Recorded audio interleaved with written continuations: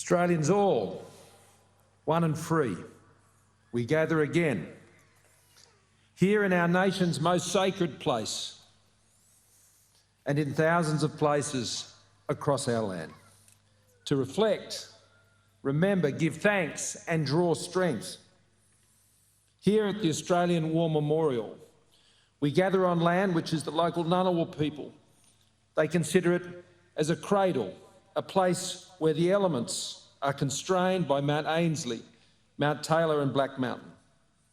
These hills stand watch over the Australian eucalypts and the New Zealand hebe plants that line the Anzac Parade and lead to this, our national place of remembrance and memorial. This time last year, like so many other times in our history, we faced a defining moment as a nation, a moment of uncertainty and danger when the future seemed so uncertain, masked by fog. We couldn't gather, indeed, but we held candles in driveways and on balconies, and we played the last post on radios and iPhones, as some, especially in our West, will do again today. And together we called on our past to light up the dawn. And in doing so, we rediscovered a deep truth about who we are. Our strength is found in each other. When we are threatened, when our peace and our safety and our security are imperiled, in these moments, our differences fade away. On this Anzac Dawn, we remind ourselves of the sacrifices, the courage, the selflessness which helped make our country what it is today. Some might think that our Anzac story began on this morning 106 years ago as quiet rowboats waited just off the peninsula at Gallipoli. And that is true. That's when we entered our first conflict as one people. But the story of those times and all the times since didn't begin on battlefields, on land, at sea or in the sky. It began in the homes and the farms and the towns and the suburbs across our great country. It's in those places that selflessness, duty, respect and responsibility were learned, where love of family and community and country is warmed and is kindled in the youngest hearts and the oldest minds. It is also where the pain of loss is felt most acutely. In the words of the poet Ujuru Nunakal, who served in the Second World War, let us not say the past is dead. The past is all around us and within.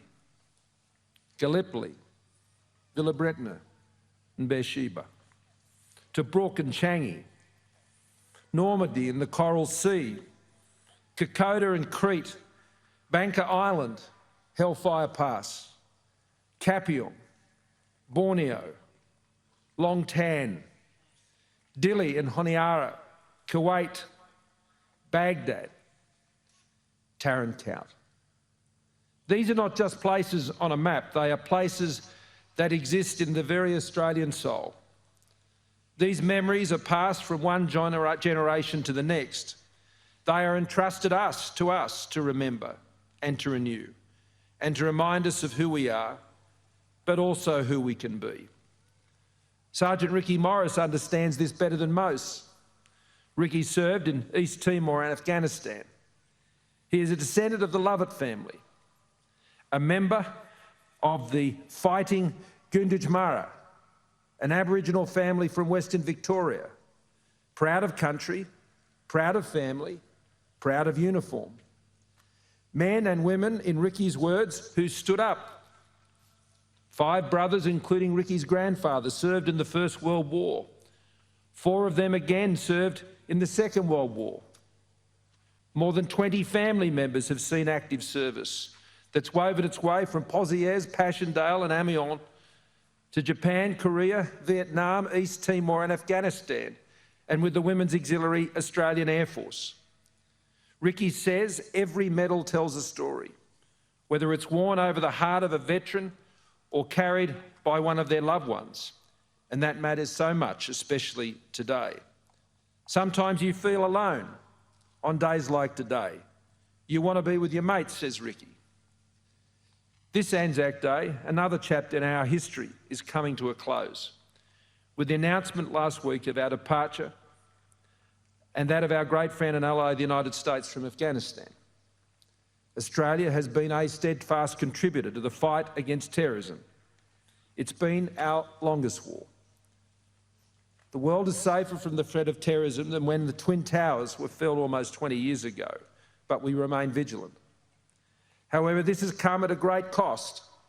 41 Australian lives lost in Afghanistan, whom we especially remember and honour this morning. More than 39,000 Australians have served on operations in support of Australia's mission in Afghanistan, many carrying the wounds and scars of war, seen and unseen. They are the bravest of this generation. Sergeant Andrew Russell served in Iraq, Kuwait and East Timor before being deployed to Afghanistan. He was the first Australian killed there when his patrol vehicle struck an anti-vehicle mine. He was 33. He left behind his wife Kylie and his 11-day-old daughter Lisa. Lisa is now 19 and studying criminology. Kylie says she is, in so many ways, just like her dad. She lives with a strong sense of duty. Duty, that sense of self that seeks to build a better world, expressed in courage, endurance, mateship and sacrifice. The duty of Sergeant Andrew Russell is part of our national story, as is the duty of Sergeant Brett Till. Brett was killed in Afghanistan while trying to disarm an improvised explosive device. He joined the army after the 9/11 terror attacks. His wife, Bree, who Jenny and I have come to know well, says Brett was good, humble and honourable, with unequivocal, uncomplicated intentions. He and his wife, Bree, were expecting their first child together to join their wonderful family with Brett's older children, Talia and Jacob.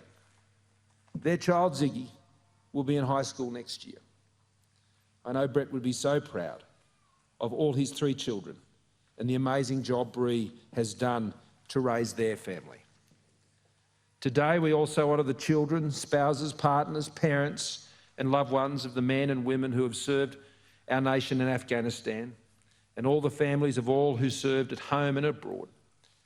Their love, encouragement and prayers have sustained our soldiers, sailors, aviators, nurses, padres and peacekeepers. They have helped shoulder the burdens that follow service too. Fellow Australians, shortly the bugle will sound again. That sound is much a part of the Australian landscape as the birds we hear awakening at this dawn underneath our great Southern Cross. Our Anzac Reveille, in the words of Her Majesty the Queen, is our call of awakening and rededication, our reminder of the standards for which we should all strive when we are called upon to do our duty. May we continue to be strengthened by the duty and example and memory of all who have served and continue to serve, lest we forget.